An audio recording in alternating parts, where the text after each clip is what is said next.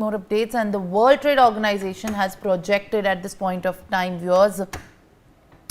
In fact, in the latest is what we are learning, that the World Trade Organization has projected a 0.2 decline in global goods trade volume in 2025, citing US President Donald Trump's global tariff assault and the United States' ongoing trade standoff with China. The WTO has compared the trade contraction to the 2.7% growth predicted otherwise, also stating that the forecast was made amidst Trump's tariff pause, with the impact on the global trade being much worse if the US president decided to continue with his harsh reciprocal tariffs. The economic disruption has been unleashed by Trump tariffs is likely to lead to a global growth loss of 0.6% point. World GDP is now expected to grow at 2.2% instead of the baseline 2.8 in the year 2025, as per the statement by the WTO. All right, Mr. Kohli. Now, as the WTO has also given a statement, warns of significant impact on the world trade amid how the US has now decided to be angry on the tariffs that it allows on the other nation to function their businesses in the United States. But what also reasonably is of concern, that is the US not worried about how its own economy is doing and faring, like given there are possible statements and not even just in fact the critics of the tariffs, but also there are in fact several experts that have voiced that the dollar is weakening as this decision by US has come at this point of time, citing that the US and the Donald Trump government, ever since it came back to power, is committed to ensuring that their free trade practices are remained in place. But what is exactly going to happen as far as US's own economy is concerned due to all of these decisions? Well, Simran, there is a dollar index, and this dollar index comprises of about basket of 6 currencies, and that has come down from its peak of about 108, 109 to below 100. So that is showing signs of weakening dollar. Well, I've been saying from day one that US should be more concerned about its own economy because of these announcements, because it cannot get these factories overnight. President Trump wants that everything should be produced in the US. The supply chains should come back to US.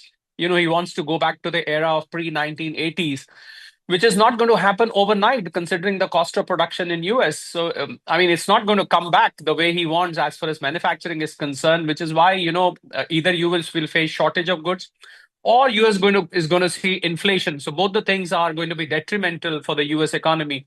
Well, WTO, I would definitely like to make a comment after what has happened recently over the last few weeks. I don't think WTO, earlier WTO used to be the go-to authority for any trade-related issue, but now there's so much happening on international trade, but WTO seems to be non-existent. We do keep hearing voices that that countries are going to go and complain to WTO, but with US boycotting almost all the UN organizations, I really don't think WTO has got any role. Of course, we can buy the data which WTO has said that this is going to cause a decline in the global GDP. Although my estimates say that the global GDP may decline more than 0.6%, as has been projected by WTO, because things are very uncertain as of now, and we got to wait for a few weeks to see how does this dust settle down. Unless this dust settles down, it is very difficult to give an estimate of what is going to happen, because the equations between US and China are not really known as to, although a report from Bloomberg today morning said that probably China may be interested in talking to US, but how far those talks will happen, whether they will happen or not. So I think WTO's estimates are, with due respect to WTO, they are a bit premature. The world economy can also go into recession, can fall more than that, less than that. It'll all depend how in this 90-day period, these trade issues and the tariff issues and the import-export issues get resolved. So I think it's a bit early to conclude, but yes, this is for sure that the global economy is under a threat right now. There is a danger of global economy sinking to a new low, and we might see a global recession, in the times to come, if, of course, things don't improve. And I'm sure President Trump is going to realize this sooner or later, that American economy may be the first to sink into recession, Simran, than any other country in the world. Well, absolutely, Mr. Kohli, as you are rightly pointing out, and this remains to be of crucial concern that the world trade looms large at the risk of possible recession, as well as these decisions come at a time when the respective economies and also the kind of countries that have come together are struggling to maintain a parity with what's happening with US and China's trade tariff war.